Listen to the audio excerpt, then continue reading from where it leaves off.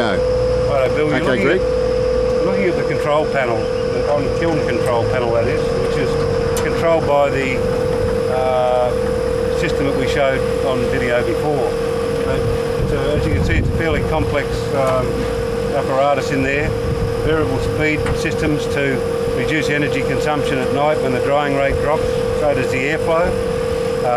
It's another feature as to why this system's a lot more, other than its heating efficiency, a lot more efficient and environmentally friendly than alternative systems. So this is developed over many years of high cost and effort. The weather station you're looking at up above you is instrumental in providing some of the smart functions that make this a unique technology, and why it's described, in part why it's described as being 2 generations ahead of the rest of the world. The weather station does all sorts of things that use weather to control the process. For instance, at night the solar circulation system slows down so that we're not making any solar heat, and so that we retain the energy by creating a double glazed insulator effect. So it's a really multifunctional solar circulation system born of 3 sheets of plastic. If you look at the 3 sheets of plastic, most people who see it say how incredibly simple.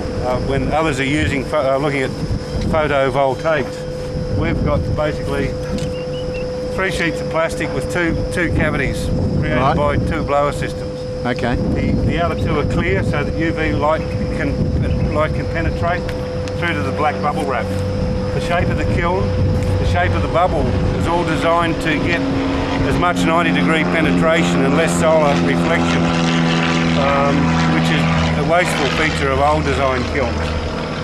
It also assists the solar generation capacity of the kiln by increasing the surface area.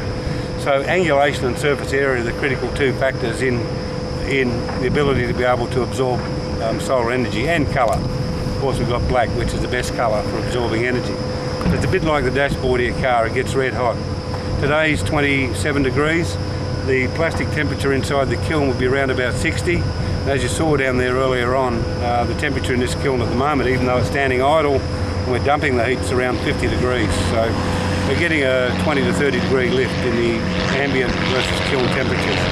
There's a circulation system inside that circulates air over and pressurises the gap between the inner and centre cavities, centre skin, and that cavity acts at night time as a solar insulator. The system says, hey, there's no sunlight.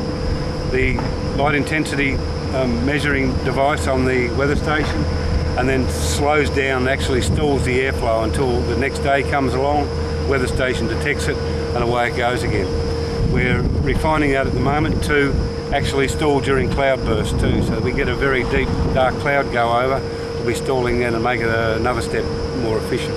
But that's a small improvement on what we've already done over 10 years of development. So that's it. Okay, thanks Greg.